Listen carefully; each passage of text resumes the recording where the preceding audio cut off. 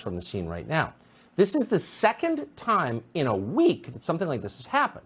On April 14th, the plane crashed into the Gem State Processing in East Idaho. What's going on here? Well, the story gets weirder. Food processing plants all over the country seem to be catching fire.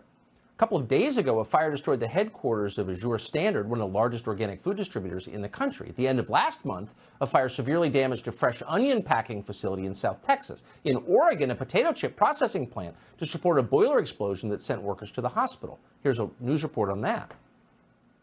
Eastern Oregon, where crews are battling a major fire at a potato chip processing plant.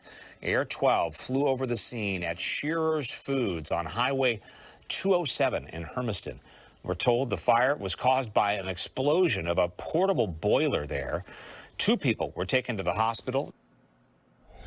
So industrial accidents happen, of course, but this is a lot of industrial accidents at food processing facilities at the same time the president's warning us about food shortages.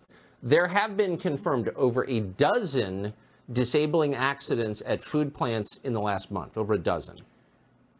Absolutely. And we're talking about some really significant plants. The Taylor Farms facility in Salinas, California was completely destroyed by a fire last week. We've had 2 major potato processing plants in Belfast, Maine and Warden, Washington that were completely gutted, which is happening at a time where we already have a potato shortage globally. You were talking about the onion supply at that Rio Fresh, but it's not just produce plants. Last month, there was a fire that took out a Nestle food plant out in Jonesboro, Arkansas, and that's impacting frozen food brands like Hot Pockets or Stouffer's, which maybe you might buy if you can't get fresh food from a warehouse that just exploded. And that Shearer's food facility you just mentioned in the open, I mean, that's the only West Coast facility that they operate.